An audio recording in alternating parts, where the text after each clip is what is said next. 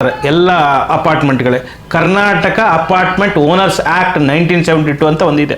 ಕಾನೂನು ಪ್ರಕಾರ ಅದರಲ್ಲೇ ಅಪಾರ್ಟ್ಮೆಂಟ್ನ ರಿಜಿಸ್ಟರ್ ಮಾಡಿ ಅಪಾರ್ಟ್ಮೆಂಟ್ ಮೇಂಟೈನ್ ಮಾಡ್ಕೋಬೇಕು. ಆದರೆ ಭಾಳಷ್ಟು ಬೆಂಗಳೂರಲ್ಲಿ 99% ಅಪಾರ್ಟ್ಮೆಂಟ್ಗಳು ಅನಧಿಕೃತವಾಗಿ ಅಸೋಸಿಯೇಷನ್ಗಳನ್ನ ರನ್ ಮಾಡ್ತಾ ಇದ್ದಾರೆ. 9 ರಿಂದ 5 ಜನಕ್ಕೆ ಕೆಲಸಕ್ಕೆ ಹೋಗ್ತಾರೆ, ಬ್ಯುಸಿ ಇದ್ದೀವಿ. ಅವ್ರಿಗೆ ಏನಿದೆ ನೀರು ಸಪ್ಲಾಯಿ, ಎಲೆಕ್ಟ್ರಿಸಿಟಿ ಸಪ್ಲಾಯಿ, ಅವ್ರಿಗೆ ಗೇಟಲ್ಲಿ ತೊಂದರೆ ಆಗದಿದ್ರೆ ಅವ್ರಿಗೇನು ತೊಂದರೆ ಇಲ್ಲ. ಇನ್ನು ಉಳಿದದ್ದು ಯಾರಾದರೂ ಮುಂಡ ಮಚ್ಕೊಂಡು ತಲೆ ಹೊಡ್ಕೊಂಡು ಕರ್ಕೊಂಡವರು ತಲೆ ಕಟ್ಸ್ಕೊಳ್ಳಲ್ಲ ಅವರು.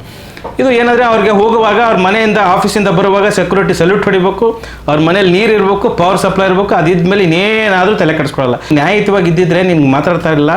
ನಾಯಿ ಹೊಟ್ಟೆಲಿ ಹುಟ್ಟಿರೋನು ಈ ಥರ ಮಾತಾಡ್ತಾನೆ, ತಾಯಿ ಹೊಟ್ಟೆಲಿರೋ ತಾನು ಹಂಗೆ ಮಾತಾಡಲ್ಲ ಅಂತ ನಾನು ಹೇಳಿದೆ.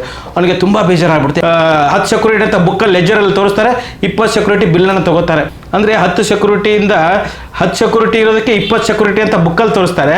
ಸೆಕ್ಯೂರಿಟಿಗೆ 20,000 ಕೊಡೋ ಜಾಗದಲ್ಲಿ 10,000 ಕೊಡ್ತಾರೆ. ಹಂಗಾದ್ರೆ ಎಷ್ಟಾಗುತ್ತೆ? ಪ್ರತಿ ತಿಂಗಳು 20 ಲಕ್ಷದಲ್ಲಿ 10 ಲಕ್ಷ ರೂಪಾಯಿ ಉಂಡೆ ನಾಮ ಹಾಕ್ತಾ ಇದ್ದಾರೆ. ಅದು ಬಿಟ್ಟು ಅವನ ಬಗ್ಗೆನೇ ಟಿಂಗಲ್ ಮಾತಾಡೋಂಥದ್ದು, ಅದೇ ಪುಡಾರಿಗಳಿಗೆ ಸಪೋರ್ಟ್ ಮಾಡೋಂಥದ್ದು, ಇದನ್ನು ಈಚ್ ಕೆಲಸನ ಬಿಡಿ. ನೀವು ಒಳ್ಳೆಯವರಾಗಿದ್ದರೆ, ಪ್ರಾಮಾಣಿಕವಾಗಿದ್ದರೆ ಪ್ರಾಮಾಣಿಕರಿಗೆ ಸಪೋರ್ಟ್ ಮಾಡ್ತೀರಾ. ಈ ಲೋಫರ್ ಲುಚ್ಚಾಗಳು ಪ್ರಾಮಾಣಿಕರಿಗೆ ಸಪೋರ್ಟ್ ಮಾಡಲ್ಲ. ಅವರಿಗೆ ನಾವು ಹಿಂದೆ ಮೊದಲೇ ಉಗಿತೀವಿ ಅವ್ರಿಗೆ. ಸ್ನೇಹಿತರೆ ನಮಸ್ಕಾರ, ನಾನು ನಿಮ್ಮ ಸುನೀಲ್ ಕುಮಾರ್ ಅಬ್ಬಿ, ಸೋಷಿಯಲ್ ಆ್ಯಕ್ಟಿವಿಸ್ಟು. ನಿಮ್ಗೆಲ್ರಿಗೂ ಗೊತ್ತಿದೆ, ನಾನು ಬೆಂಗಳೂರಲ್ಲಿ ಈ ಜಾಗ ತುಂಬ ಕಡಿಮೆ ಇರೋದಕ್ಕೆ ಎಲ್ಲ ಅಪಾರ್ಟ್ಮೆಂಟ್ ಕಲ್ಚರು ಸುಮಾರು ಒಂದು 20-25 ವರ್ಷದಿಂದ ಅಪಾರ್ಟ್ಮೆಂಟ್ ಕಲ್ಚರ್ ಬಂದಿದೆ. ಬೆಂಗಳೂರಲ್ಲಿ ಅಪಾರ್ಟ್ಮೆಂಟ್ಗಳನ್ನು ಕಟ್ತಾ ಇದ್ದಾರೆ. Town planning authority, BDA town planning ಅಥಾರಿಟಿಯಿಂದ ಪರ್ಮಿಷನ್ ತಗೊಂಡು ಪ್ಲ್ಯಾನ್ ಪ್ರಕಾರ ಯಾವ ಬಿಲ್ಡಿಂಗ್ನು ಕಟ್ತಾ ಇಲ್ಲ. ಸುಪ್ರೀಂ ಕೋರ್ಟೇ ಹೇಳಿರುವಂಥದ್ದು. ಸಾಕಷ್ಟು ಒಬ್ಬರನ್ನ ಜಡ್ಜಿನ ಭೇಟಿಯಾಗಿದೆ ಮೊನ್ನೆ ರೀಸೆಂಟ್ಲಿ. BDAದಲ್ಲಿದ್ದಾರೆ ಅವ್ರ ಜಡ್ಜಿನ ಭೇಟಿಯಾದರೆ, ಬೆಂಗಳೂರು ಸರ್ ಈ ಥರ ಒಂದು ಅನಧಿಕೃತವಾಗಿ ಕಟ್ಟಡ ಕಟ್ಟಿದ್ದಾರೆ, ಅದ್ರ ಬಗ್ಗೆ ಆ್ಯಕ್ಷನ್ ಮಾಡಿ. ಸ್ವಾಮಿ ಎಲ್ಲಿದ್ದೀರಾ ನೀವು? ಯಾವ ಕಾಲದಲ್ಲಿ? ಇಡೀ ದೇಶನೇ ಅನಧಿಕೃತವಾಗಿ ಕಟ್ಟಡ ಕಟ್ಟಿದ್ದಾರೆ. ಹಾಗಾಗಿ ನಿಮಗೆ ಬೆಂಗಳೂರಲ್ಲಿ ಸಾಕಷ್ಟು ಅಪಾರ್ಟ್ಮೆಂಟ್ಗಳಲ್ಲಿ ನೀವು ವಾಸವಾಗಿದ್ದರೆ, ಅಪಾರ್ಟ್ಮೆಂಟು ಕಾನೂನುಬದ್ಧವಾಗಿ ಸಾಕಷ್ಟು ಅಪಾರ್ಟ್ಮೆಂಟ್ಗಳನ್ನ ಕಾನೂನುಬದ್ಧವಾಗಿ ಕಟ್ಟಿಲ್ಲ. 4 ಫ್ಲೋರ್ ಕಟ್ಟಂದರೆ 5 ಫ್ಲೋರ್ ಕಟ್ಟಿದ್ದಾನೆ. ಮೊನ್ನೆ ಸೂರಜ್ ಗೋವಿಂದರಾಜು ಅಂತ ನಮ್ಮ ಹೈಕೋರ್ಟ್ ಜಡ್ಜ್ ಅವರು ಒಂದು ಬೆಂಚಲ್ಲಿ ಒಂದು ಆರ್ಡರ್ ಆಗಿದೆ. 17 ಫ್ಲೋರನ್ನ ಕಟ್ತಾರೆ, 18ನೇ ಫ್ಲೋರ್ ಇಲ್ಲಿಗಲ್ ಇರುತ್ತೆ. ಅದನ್ನು ಒಡೆದಾಕೊಳ್ಳಿ ಅಂತ 2013ರಲ್ಲಿ ಒಂದು ಕೇಸ್ ಆಗಿರುತ್ತೆ. 13 ಕೇಸ್ ಮಾಡಿದ್ರೆ 2024ಕ್ಕೆ ಮೊನ್ನೆ ಜಜ್ಮೆಂಟ್ ಬರುತ್ತೆ. ಒಂದು ಫ್ಲೋರ್ ಒಡೆದಾಕೊಳ್ಳಿ ಅಂತ ಜಡ್ಜ್ ಆರ್ಡರ್ ಮಾಡಿದ್ರು ಅವ್ನು ಒಡೆದಾಕೊಂಡಿರಲ್ಲ. ಅದಕ್ಕೇನು ಮಾಡ್ಬಿಡ್ತಾರೆ, ಜಡ್ಜ್ ಸಾಹೇಬರು ಆರ್ಡರ್ ಮಾಡ್ತಾರೆ, 17 ಫ್ಲೋರು ಪ್ಲಸ್ ಅದೊಂದು 18 ಫ್ಲೋರ್ ಒಡೆದಾಕಿ ಅಂತ ಒಂದು ಆರ್ಡರ್ ಮಾಡ್ತಾರೆ. ಅದಕ್ಕೆ ಟೆಂಡರ್ ಕರೆದಿರೋ ಹೊಡೆದಿರೋದಕ್ಕೆ ಎಸ್ಟಿಮೇಟ್ ಎಲ್ಲ ಮಾಡ್ತಾ ಇದ್ದಾರೆ. ಬೆಂಗಳೂರಲ್ಲಿ ಆಲ್ಮೋಸ್ಟ್ ಜನ ಅಪಾರ್ಟ್ಮೆಂಟ್ ತೊಗೊಳ್ಳೋರು ಹುಷಾರಾಗಿರ್ಬೇಕು. ಅದಕ್ಕೆ OC ಇದೆಯಾ, ಅಕ್ಯುಪೆನ್ಸಿ ಸರ್ಟಿಫಿಕೇಟು, ಇಲ್ಲಾಂದರೆ ಫೈರ್ ಡಿಪಾರ್ಟ್ಮೆಂಟಿಂದ NOC ಇದೆಯಾ, no objection certificate from the fire department. OC ಮತ್ತು NOC ಇಲ್ಲ ಅಂದರೆ ಆ ಬಿಲ್ಡಿಂಗ್ನ ಪರ್ಚೇಸ್ ಮಾಡಬಾರ್ದು. ಈ ಬಿಲ್ಡರ್ಸ್ ಏನು ಮಾಡಿಬಿಡ್ತಾರೆ, ಜಾಯಿಂಟ್ ವೆಂಚರಲ್ಲಿ ಲ್ಯಾಂಡ್ ಓನರು ಮತ್ತು ಆ ಡೆವಲಪರ್ ಇಬ್ಬರು ಸೇರಿಬಿಟ್ಟು ಕಾನೂನುಬದ್ಧವಾಗಿ ಇದರಲ್ಲಿ ಪ್ಲ್ಯಾನಲ್ಲಿ ಒಂದು ಬೇರೆ ಇರುತ್ತೆ, BDA ಪ್ಲ್ಯಾನ್ ಕೊಡುವಾಗ ಅಪ್ರೂವ್ಡ್ ಪ್ಲ್ಯಾನ್ ಬೇರೆ ಇರುತ್ತೆ, ಕಟ್ಟುವಾಗ ಬೇರೆ ಕಟ್ಬಿಡ್ತಾರೆ. ಭಾಳ ಜನ ನಿಮ್ಗೆ ಗೊತ್ತಿದೆ, 17 ಫ್ಲೋರ್ ಕಟ್ಟೋದನ್ನು 18 ಫ್ಲೋರ್ ಕಟ್ಟಿದ ಅಂದರೆ ಇನ್ನೆಷ್ಟು ಮೇಲೆ ಇರೋದೆಲ್ಲ ಇಲ್ಲಿಗಲ್ ಅಲ್ವಾ. ಅದನ್ನು ಸಬ್ ರಿಜಿಸ್ಟ್ರು, ಈ ಸಬ್ ರಿಜಿಸ್ಟ್ರ್ ಇದಾರಲ್ಲ ಈ ಕಂತ್ರಿಗಳು, ಅದನ್ನು ರಿಜಿಸ್ಟರ್ ಮಾಡಿ ಕೊಟ್ಬಿಡ್ತಾರೆ. ಜನಕ್ಕೇನು ಗೊತ್ತು, ಸರ್ಕಾರದಿಂದ ಒಂದು ರಿಜಿಸ್ಟ್ರಿ ಡೀಡ್ ಬಂದುಬಿಟ್ಟಿದೆ, ಸೇಲ್ ಡೀಡ್ ಬಂದುಬಿಟ್ಟಿದೆ, ಅದು ನ್ಯಾಯಯುತವಾಗಿದೆ, ಸರ್ಕಾರಿ ಡಾಕ್ಯುಮೆಂಟ್ ಅಂತ. ನಿಜವಾಗ್ಲೂ ಆಗಿಲ್ಲ. ಏನೋ ಸಬ್ ರಿಜಿಸ್ಟ್ರಲ್ಲಿ ರಿಜಿಸ್ಟರ್ ಆಗಿಬಿಟ್ಟಿದೆ ಅಂದರೆ ಅದು ವ್ಯಾಲಿಡ್ ಡಾಕ್ಯುಮೆಂಟು, ಅದು ಪ್ರಾಮಾಣಿಕವಾಗಿದೆ, ನಮ್ಮ ನ್ಯಾಯಾಲಯದಲ್ಲಿ ನ್ಯಾಯ ಸಿಗುತ್ತಂದರೆ ಸುಳ್ಳು. ಹಾಗಾಗಿ ಮತ್ತು ಇನ್ನೊಂದು ಏನು ಮಾಡ್ತಾರೆ, ಈ ಅಪಾರ್ಟ್ಮೆಂಟ್ ಮೇಂಟೈನ್ ಮಾಡೋದಕ್ಕೆ ಒಂದು ಅಸೋಸಿಯೇಷನ್ ಅಂತ ಮಾಡ್ಕೋತಾರೆ ಎಲ್ಲ ಅಪಾರ್ಟ್ಮೆಂಟ್ಗಳೇ. ಕರ್ನಾಟಕ ಅಪಾರ್ಟ್ಮೆಂಟ್ ಓನರ್ಸ್ ಆ್ಯಕ್ಟ್ 1972 ಅಂತ ಒಂದಿದೆ. ಕಾನೂನು ಪ್ರಕಾರ ಅದರಲ್ಲೇ ಅಪಾರ್ಟ್ಮೆಂಟ್ನ ರಿಜಿಸ್ಟರ್ ಮಾಡಿ ಅಪಾರ್ಟ್ಮೆಂಟ್ ಮೇಂಟೈನ್ ಮಾಡ್ಕೋಬೇಕು. ಆದರೆ ಭಾಳಷ್ಟು ಬೆಂಗಳೂರಲ್ಲಿ 99% ಅಪಾರ್ಟ್ಮೆಂಟ್ಗಳು ಅನಧಿಕೃತವಾಗಿ ಅಸೋಸಿಯೇಷನ್ಗಳನ್ನ ರನ್ ಮಾಡ್ತಾ ಇದ್ದಾರೆ. ಅಂದರೆ ಕರ್ನಾಟಕ ರಿಜಿಸ್ಟರ್ ಸೊಸೈಟಿ ಆ್ಯಕ್ಟ್ 1960 1960 ಅಡಿಯಲ್ಲಿ ಅದನ್ನು ಸಂಸ್ಥೆನ ನೋಂದು ಮಾಡಿರ್ತಾರೆ. ಅಂದರೆ ಸಮಾಜ ಸೇವಕ್ಕೆ ಮಾಡೋದಕ್ಕಿರುವಂಥ ಒಂದು ಆರ್ಗನೈಸೇಷನ್ ಅದು. ಆದರೆ ಜನ ಕರ್ನಾಟಕ ಅಪಾರ್ಟ್ಮೆಂಟ್ ಓನರ್ಸ್ ಆ್ಯಕ್ಟ್ 1972 ಪ್ರಕಾರ ನೋಂದಾಯಿಸಿಕೊಳ್ಳದೆ ಅನಧಿಕೃತವಾಗಿ ರಿಜಿಸ್ಟರ್ ಆಫ್ ಸೊಸೈಟಿ ಆ್ಯಕ್ಟ್ 1960 ಸಮಾಜ ಸೇವೆ ಮಾಡೋಕ್ಕಿರುವಂಥ ಸಂಘಟನೆ ಕಟ್ಕೊಂಡು ಜನರಿಂದ ಮೇಂಟೆನೆನ್ಸ್ ಅಂತ ಕಲೆಕ್ಟ್ ಮಾಡ್ತಾರೆ ಪರ್ ಮಂತು. ಒಂದು 2 BHKಗೆ 3,000 ರುಪೀಸ್ ಪರ್ ಮಂತು, 3 BHKಗೆ 4,000 ಈ ಥರದನ್ನು ಮಾಡ್ತಾರೆ. ನಿಮ್ಗೆ ಗೊತ್ತಿದೆ, ಭಾಳ ಜನ ಅಪಾರ್ಟ್ಮೆಂಟ್ಗಳಲ್ಲಿ 800-1000 ಅಪಾರ್ಟ್ಮೆಂಟ್ಲಿರೋರು ಏನು ಮಾಡ್ತಾರೆ ಅಂದರೆ, ಅಪಾರ್ಟ್ಮೆಂಟ್ ಅಸೋಸಿಯೇಷನ್ ಕಟ್ಕೊಂಡ್ಬಿಟ್ಟು ಅದಕ್ಕೆ ಪ್ರೆಸಿಡೆಂಟು, ಸೆಕ್ರೆಟರಿ, ಟ್ರೆಜರರು ಒಂದಿಷ್ಟು ಸದಸ್ಯನ ಕಟ್ಕೊಂಡ್ಬಿಟ್ಟು ಜನರಿಂದ ಕಲೆಕ್ಷನ್ ಮಾಡ್ತಾರೆ. ಅದು ಅಪಾರ್ಟ್ಮೆಂಟ್ ಮೇಂಟೈನ್ ಮಾಡೋದಕ್ಕೆ ಅದನ್ನು ಉಪಯೋಗಿಸ್ಕೋತಾರೆ. ಬಟ್ ಏನು ಮಾಡ್ತಾ ಇದ್ದಾರೆ ಅಂದರೆ, ಕಾನೂನುಬದ್ಧವಾಗಿ ಅಪಾರ್ಟ್ಮೆಂಟ್ ರಿಜಿಸ್ಟರ್ ಮಾಡ್ದೇ ಅನಧಿಕೃತವಾಗಿ ರಿಜಿಸ್ಟರ್ ಮಾಡ್ಕೊಂಡು ಜನರಿಂದನ ಸುಲಿಗೆ ಮಾಡಿ ಆ ದುಡ್ಡಲ್ಲಿ ನೋಡಿ ಒಂದೊಂದು ಅಪಾರ್ಟ್ಮೆಂಟ್, ನಮ್ಮದೇ ಒಂದು ಅಪಾರ್ಟ್ಮೆಂಟ್ ಇದೆ, ಒಂದು 600 ಜನ ಇದ್ದಾರೆ ಅಪಾರ್ಟ್ಮೆಂಟಲ್ಲಿ, 3,000 ಅಂದರೂ ಪ್ರತಿ ತಿಂಗಳು ಒಂದು 18 20 ಲಕ್ಷ ಕಲೆಕ್ಷನ್ ಆಗುತ್ತೆ.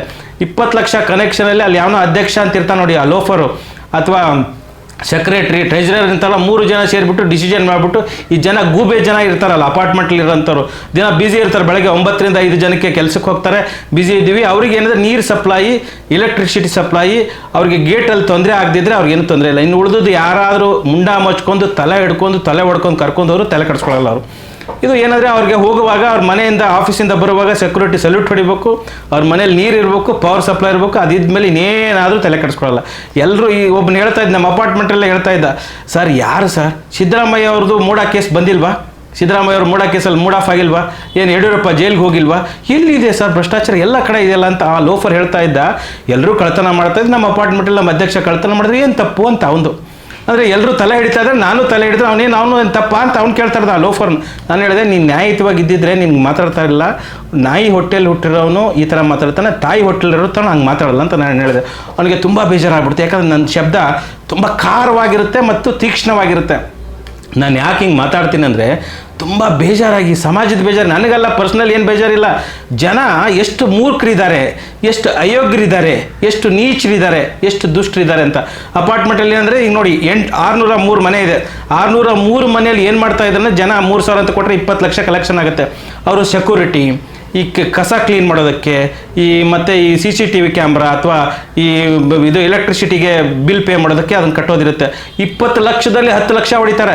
ಸೆಕ್ಯೂರಿಟಿ 5 ಇದ್ದರೆ 10 ಸೆಕ್ಯೂರಿಟಿಗಳನ್ನು ಹಾಕ್ತಾರೆ. ಬುಕ್ಕಲ್ಲಿ 10 ಸೆಕ್ಯೂರಿಟಿ ಅಂತ ತೋರಿಸ್ತಾರೆ, 20 ಸೆಕ್ಯೂರಿಟಿ 10 ಸೆಕ್ಯೂರಿಟಿ ಅಂತ ಬುಕ್ಕಲ್ಲಿ ಲೆಜರಲ್ಲಿ ತೋರಿಸ್ತಾರೆ, 20 ಸೆಕ್ಯೂರಿಟಿ ಬಿಲ್ಲನ್ನು ತಗೋತಾರೆ. ಆ ಸೆಕ್ಯೂರಿಟಿಗಳಿಗೆ ಏನು ಮಾಡ್ತಾರೆ ಗೊತ್ತಾ, ಇದು ಯಾವುದೋ UP ಬಿಹಾರಿಂದ ಕಾಡಲ್ಲಿ ಅಥವಾ ಜಮೀನಲ್ಲಿ ಕೆಲಸ ಮಾಡೋಂಥ ಸೆಕ್ಯೂರಿಟಿಗಳನ್ನ ಕರ್ಕೊಂಬಂದು ಆ ಸೆಕ್ಯೂರಿಟಿ ಡ್ರೆಸ್ ಹಾಕ್ಬಿಟ್ಟು ಆ ಗೇಟಲ್ಲಿ ನಿಲ್ಲಿಸ್ಬಿಡ್ತಾರೆ, ಒಂದು ಲಾಠಿ ಕೊಟ್ಬಿಟ್ಟು. ಅವರಿಗೆ ಸಂಬಳ ಎಷ್ಟು ಗೊತ್ತಾ, ನಮ್ಮ ಅಪಾರ್ಟ್ಮೆಂಟ್ ಅಸೋಸಿಯಿಂದ 20,000 ತೊಗೋತಾ ಇದ್ರೆ ಅವ್ರಿಗೆ 10,000 ಕೊಡ್ತಾರೆ. ಅಂದರೆ 10 ಸೆಕ್ಯೂರಿಟಿಯಿಂದ 10 ಸೆಕ್ಯೂರಿಟಿ ಇರೋದಕ್ಕೆ 20 ಸೆಕ್ಯೂರಿಟಿ ಅಂತ ಬುಕ್ಕಲ್ಲಿ ತೋರಿಸ್ತಾರೆ. ಸೆಕ್ಯೂರಿಟಿಗೆ 20,000 ಕೊಡೋ ಜಾಗದಲ್ಲಿ 10,000 ಕೊಡ್ತಾರೆ. ಹಂಗಾದ್ರೆ ಎಷ್ಟಾಗುತ್ತೆ, ಪ್ರತಿ ತಿಂಗಳು 20 ಲಕ್ಷದಲ್ಲಿ 10 ಲಕ್ಷ ರೂಪಾಯಿ ಉಂಡೆ ನಾಮ ಹಾಕ್ತಾ ಇದ್ದಾರೆ. ಜನ ಎಲ್ಲ ಅಂತ ಇದ್ದಾನೆ, ಅದು ನಡೀತಾನೆ ಇರುತ್ತೆ ಮಾಮೂಲಿ. ನಮಗೆ ಬ್ಯುಸಿ ಇದ್ದೀವಿ, ಬ್ಯುಸಿಯಿಂದಲ್ಲಿ ನೋಡೋಕ್ಕಾಗಲ್ಲ ಯಾರು ಕರೆಕ್ಟ್ ಆಗಿದ್ದಾರೆ, ಯಾರು ಪ್ರಾಮಾಣಿಕ ಆಗಿದ್ದಾರೆ ಅಂತ. ನಮ್ಮಂಥ ಪ್ರಾಮಾಣಿಕ ಅವ್ನು ಯಾರಾದ್ರೂ ಹೋರಾಟ ಮಾಡಿಬಿಟ್ರೆ ಅವ್ನು ಸರಿ ಇಲ್ಲ, ಅವ್ನು ಪ್ರಶ್ನೆ ಮಾಡ್ತಾನೆ, ಅವ್ನು ಮಾಡೋಕ್ಕೆ ಕೆಲಸ ಇಲ್ಲ ಅಂತಾರೆ ಈ ಲೋಫರ್ಗಳಿಗೆ. ನಮಗೆ ಮಾಡೋಕ್ಕೆ ಕೆಲಸ ಇದೆ, 100 ಕೆಲಸ ಇದ್ರೆ ನಮ್ಮ ಡಾಕ್ಟ್ರು ನಮಗೆಲ್ಲ ಗೊತ್ತಿದೆ 100 ಕೆಲಸ ಮಾಡೋದಕ್ಕಿದೆ. ಆದರೆ ಈ ಪ್ರಾಮಾಣಿಕವಾಗಿ ನಾವೊಂದಿಷ್ಟು ಧ್ವನಿ ಎತ್ತೀವಪ್ಪ, ನಮಗೆ ಶಕ್ತಿ ಇದೆ, ನಾವು ಪ್ರಶ್ನೆ ಮಾಡೋಕ್ಕೆ ಶಕ್ತಿ ಇದೆ, ಕೇಸ್ ಹಾಕೋಕ್ಕೆ ಶಕ್ತಿ ಇದೆ, ಕೋರ್ಟ್ಗೆ ಹೋಗೋಕ್ಕೆ ಶಕ್ತಿ ಇದೆ. ಸಮಯ ಬಂದುಬಿಟ್ರೆ ಒದ್ದು ಎದೆಗೆ ಹೊಡೆಯೋದಕ್ಕೂ ಶಕ್ತಿ ಇದೆ. ಯಾಕಂದರೆ ನಮ್ಮ ಆತ್ಮರಕ್ಷಣೆಗಾಗಿ ನಾವು ಹೊಡೆಯೋದ್ರಲ್ಲಿ ಏನು ತಪ್ಪಿದೆ. ಆದರೆ ನಾನು ಹೇಳ್ತಾ ಇರೋಂಥ ವಿಚಾರನ ಪ್ರಾಮಾಣಿಕವಾಗಿ ನೀವೆಲ್ಲ ಅಪಾರ್ಟ್ಮೆಂಟಲ್ಲಿ ಹಿಂಗೆ ಆಗ್ತಾರೆ, ಪ್ರತಿಯೊಂದು ಅಪಾರ್ಟ್ಮೆಂಟಲ್ಲಿ ಇದೇ ಥರ ಆಗ್ತಾಯಿದೆ. ಅಪಾರ್ಟ್ಮೆಂಟ್ ರಿಜಿಸ್ಟರ್ ಸೊಸೈಟಿ ಆ್ಯಕ್ಟ್ 1960 ಪ್ರಕಾರ ಮಾಡಿದಂಥ ಎಲ್ಲ ಅನಧಿಕೃತಗಳು, ಫ್ರಾಡುಲೆಂಟ್ ಆರ್ಗನೈಜೇಷನ್ಸು, ಹಪ್ತಾ ವಸೂಲಿ ಮಾಡೋಂಥ ಆರ್ಗನೈಜೇಷನ್ಸು ಅವೆಲ್ಲ. ಹಾಗಾಗಿ ಕರ್ನಾಟಕ ಅಪಾರ್ಟ್ಮೆಂಟ್ ಆ್ಯಕ್ಟ್ 1972 ಪ್ರಕಾರ ರಿಜಿಸ್ಟರ್ ಮಾಡಿ ಕಾನೂನುಬದ್ಧವಾಗಿ ಕಲೆಕ್ಟ್ ಮಾಡಿ ಪಾರದರ್ಶಕವಾಗಿರಬೇಕು. ನಾವೆಲ್ಲರೂ ಮಂತ್ಲಿ ಮೇಂಟೆನೆನ್ಸ್ ಕಟ್ತಾ ಇದ್ದೀವಿ, ನಮಗೆಲ್ಲ ಲೆಕ್ಕ ಕೊಡಬೇಕು ಪ್ರತಿ ತಿಂಗಳು. ನೋಡಿ ಸರ್, ಇಷ್ಟು ಸೆಕ್ಯೂರಿಟಿ ಖರ್ಚಾಯಿತು, ಇದಕ್ಕೆ ಇಷ್ಟು ಖರ್ಚಾಯಿತು, ಹಿಂಗಾಯಿತು ಅಂತ ಲೆಜ್ಜರ್ ಇರಬೇಕು, ಅಥವಾ ಮೇಲ್ ಮಾಡಬೇಕು, ವಾಟ್ಸಪ್ ಮಾಡಬೇಕು, ಅಲ್ಲ ಒಂದು ವೆಬ್ಸೈಟ್ ಮಾಡಬೇಕು. ಏನು ಮಾಡೋದೇ ಇಲ್ಲ, ಯಾವ ಲೆಕ್ಕನೇ ಕೊಡಲ್ಲ. ಕೃಷ್ಣನ ಲೆಕ್ಕ, ರಾಮನ ಲೆಕ್ಕ ಕೊಡೋಂಥದ್ದು, ಕೇಳೋಕ್ಕೆ ಹೋದವನಿಗೆ ಧಮಕಿ ಹಾಕುವಂಥದ್ದು. ಜನಸಾಮಾನ್ಯರಿಗೆ ಕೇಳೋ ಪೇಷನ್ಸೇ ಇಲ್ಲ. ನಮ್ಮ ಮನೇಲಿ ಎಲ್ಲ ಇದ್ರೆ ಸಾಕಪ್ಪ, ನಮ್ಗೆ ಯಾವುದು ಬೇಡ, ಯಾರು ಉಸಾಬರಿಗೆ ಹೋಗೋದು ಬೇಡ, ಸಮಾಜ ಕೆಟ್ಟ ಹೋಗಿದೆ ಅಂತ. ಸಮಾಜ ನಿಮ್ಮಿಂದ ಕೆಟ್ಟ ಹೋಗಿರೋದ್ರಿ. ನೀವೆಲ್ಲ ಪ್ರಶ್ನೆ ಮಾಡ್ದಿರೋದಕ್ಕೆ, ಸುಮ್ಮನೆ ಇರೋದಕ್ಕೆ, ಕಣ್ಣಾರೆ ಕಂಡು ಆ ಪಾಪ ಯಾವನ ಪ್ರಶ್ನೆ ಮಾಡೋಂಗೆ ಸಪೋರ್ಟ್ ಮಾಡ್ದಿರೋದಕ್ಕೆ ನೀವಲ್ಲ ರೀ. ನೀವೇನೋ ಬಂದುಬಿಟ್ಟು ರೋಡಲ್ಲಿ ಬಂದುಬಿಟ್ಟು ಹೋರಾಟ ಮಾಡಿ ಕೇಸ್ ಹಾಕ್ಸ್ಕೊಳ್ಳೋಂತ ಕೇಳ್ತಲ್ಲ. ಯಾವನೋ ಹೋರಾಟ ಮಾಡ್ತಾ ಇದ್ದಾರೆ, ತುಂಬ ಒಳ್ಳೆ ಕೆಲಸ ಮಾಡ್ತೀರಂತ ಪ್ರೋತ್ಸಾಹಿಸ್ರಿ, ಅವನಿಗೆ ಸಪೋರ್ಟ್ ಆದರೆ ಮಾಡಿ. ಅದು ಬಿಟ್ಟು ಅವನ ಬಗ್ಗೆನೇ ಟಿಂಗಲ್ ಮಾತಾಡೋಂಥದ್ದು, ಅದೇ ಪುಡಾರಿಗಳಿಗೆ ಸಪೋರ್ಟ್ ಮಾಡೋಂಥದ್ದು, ಇದನ್ನು ಈಚ್ ಕೆಲಸನ ಬಿಡಿ. ನೀವು ಒಳ್ಳೆಯವರಾಗಿದ್ದರೆ, ಪ್ರಾಮಾಣಿಕವಾಗಿದ್ದರೆ ಪ್ರಾಮಾಣಿಕರಿಗೆ ಸಪೋರ್ಟ್ ಮಾಡ್ತೀರಾ. ಈ ಲೋಫರ್ ಲುಚ್ಚಾಗಳು ಪ್ರಾಮಾಣಿಕರಿಗೆ ಸಪೋರ್ಟ್ ಮಾಡಲ್ಲ. ಅವರಿಗೆ ನಾವು ಹಿಂದೆ ಮೊದಲೇ ಉಗಿತೀವಿ ಅವ್ರಿಗೆ. ನಮಗೇನಿಲ್ಲ, ಯಾವನ ಸಪೋರ್ಟ್ ಬೇಕಂತ ಏನಿಲ್ಲ. ಸತ್ಯವಾಗಿದ್ದರೆ, ಪ್ರಾಮಾಣಿಕವಾಗಿದ್ದರೆ ಸಪೋರ್ಟ್ ಮಾಡಿ, ಇಲ್ದಿದ್ರೆ ಬಿಟ್ಟಾಕಿ. ನಿಮ್ಮ ಸಪೋರ್ಟು ನಾವು ಏನೋ ಬಯಸ್ತಾ ಇದ್ದೀವಿ ಅಂತಲ್ಲ, ಸತ್ಯಕ್ಕೆ ಸಪೋರ್ಟ್ ಮಾಡಿ ಅಂತ. ನನ್ನನ್ನು ಸಪೋರ್ಟ್ ಮಾಡಿದ್ದು ನಾನೆಲ್ಲ ಕೇಳ್ತಾ ಇಲ್ಲ. ನನ್ನನ್ನು ಸಪೋರ್ಟ್ ಮಾಡಲೇಬೇಡಿ. ಪ್ರಾಮಾಣಿಕ ಸತ್ಯವಾಗಿದ್ದರೆ ಮಾತ್ರ ಸಪೋರ್ಟ್ ಮಾಡಿ. ನಿಮ್ಮ ದುಡ್ಡುಗೋಸ್ಕರ ನಾವು ಹೋರಾಟ ಮಾಡ್ತಿರುವಾಗ ನೀವೆಲ್ಲರೂ ಸಪೋರ್ಟ್ ಮಾಡಬೇಕಾಗಿರೋಂಥದ್ದು. ಇಡೀ ಬೆಂಗಳೂರಲ್ಲಿ ಎಲ್ಲ ಅಪಾರ್ಟ್ಮೆಂಟ್ಲಿರುವಂಥ ಅಸೋಸಿಯೇಷನ್ಗಳು ಕಾನೂನು ಬಾಹಿರವಾಗಿದ್ದಾವೆ. ರೋಲ್ ಕಾಲ್ ಮಾಡ್ಕೊಳ್ಳೋಂಥ ದಂಧೆ ಮಾಡೋವಂಥ ಆರ್ಗನೈಸೇಷನ್ಸ್ ಆಗಿದ್ದಾವೆ. ಹಾಗೆಲ್ಲರೂ ನೀವೆಲ್ಲರೂ ಪ್ರಶ್ನೆ ಮಾಡಿ. ನಾನು ರಿಜಿಸ್ಟರ್ ಆಫ್ ಸೊಸೈಟಿಗೆ ಹೋಗಿ ಅಕೌಂಟ್ನ ಫ್ರೀಸ್ ಮಾಡಿಸಿದೆ, 6 ಕೋಟಿ ಅಕೌಂಟ್ನ ಫ್ರೀಸ್ ಮಾಡಿಸಿದೆ. ರಿಜಿಸ್ಟರ್ ಆಫ್ ಸೊಸೈಟಿಯಲ್ಲಿ ಸಾಕಷ್ಟು ಜನ ಇದ್ದಾರೆ. ಈ Zone 1 ಇದ್ದಾರೆ ಒಬ್ಬರು, ಅವರು ತುಂಬ ಕಡು ಭ್ರಷ್ಟರು. ಅವರು ಲಂಚ ತೊಗೊಳ್ಳೋಂಥದ್ದು ಸಾಕಷ್ಟಿದೆ. ನಾವೆಲ್ಲ ಲೋಕಾಯುಕ್ತ ಕೇಸ್ ಹಾಕಿದ್ದೀನಿ. ಸದ್ಯದಲ್ಲೇ ಡಿಪಾರ್ಟ್ಮೆಂಟಲ್ಲಿ ಎನ್ಕ್ವೈರಿ ಆಗಿ ಸಸ್ಪೆಂಡ್ ಆಗುತ್ತೆ. ಹೀಗಾಗಿ ಸಾಕಷ್ಟು ರಿಜಿಸ್ಟರ್ ಆಫ್ ಸೊಸೈಟಿಯಲ್ಲಿ ಸಾಕಷ್ಟು ತಿಮಿಂಗ್ಳಿದ್ದಾರೆ. ಮಲ್ಲೇಶ್ವರಂ 8ನೇ ಕ್ರಾಸಲ್ಲಿದೆ ಸಹಕಾರ ಸೌಧ ಅಂತ. ಸಹಕಾರ ಸಚಿವರು ರಾಜನ್ ಅವರು ಒಳ್ಳೆಯವರು ಇದ್ದಾರೆ ಅಂತ ಕೇಳ್ಪಟ್ಟಿದ್ದೀನಿ, ಗೊತ್ತಿಲ್ಲ. ರಾಜಕಾರಣಿಗಳಂದರೆ ಅವ್ರು ಒಳ್ಳೆಯವರು ಅನ್ನೋದೇ ಒಂಥರ, ಒಳ್ಳೆಯವರು ಅನ್ನೋದೇ ಒಂದು ಅಪರಾಧ. ಬಿಕಾಸ್ ಒಳ್ಳೆಯವರಂತ ಯಾರು ಇಲ್ಲವೇ ಇಲ್ಲ. ಆದರೆ ಅವ್ರು ಇಂಥವ್ರು ಒಂದು ಅಟ್ಲೀಸ್ಟ್ ಒಂದಿಷ್ಟು ಎಕ್ಷನ್ಸ್ ಮಾಡ್ಬೇಕಲ್ಲ, ಲಿಪ್ ಸಿಂಪತಿಗಾದ್ರೂ ಒಂದಿಷ್ಟು ಒಳ್ಳೆ ಕೆಲಸಗಳನ್ನು ಮಾಡಬೇಕಲ್ಲ. ಅಲ್ಲಿ ಮೇಲೆ ಇದು ಇದ್ದಾರೆ, ಏನು ಡಿಸ್ಟಿಕ್ ರಿಜಿಸ್ಟ್ರ್ ಇದ್ದಾರೆ, ಡೆಪ್ಟಿ ರಿಜಿಸ್ಟ್ರ್ ಇದ್ದಾರೆ, ಹೋಲ್ ಒಬ್ಬರು ರಿಜಿಸ್ಟ್ರ್ ಇದ್ದಾರೆ ಎಲ್ಲದಕ್ಕೂ. ಅವರು ಯಾವುದೇ ಆ್ಯಕ್ಷನ್ ತೊಗೋತಿಲ್ಲ, ಸ್ಟೇಟ್ ರಿಜಿಸ್ಟ್ರ್ ಆ್ಯಕ್ಷನ್ ತೊಗೋತಾ ಇಲ್ಲ.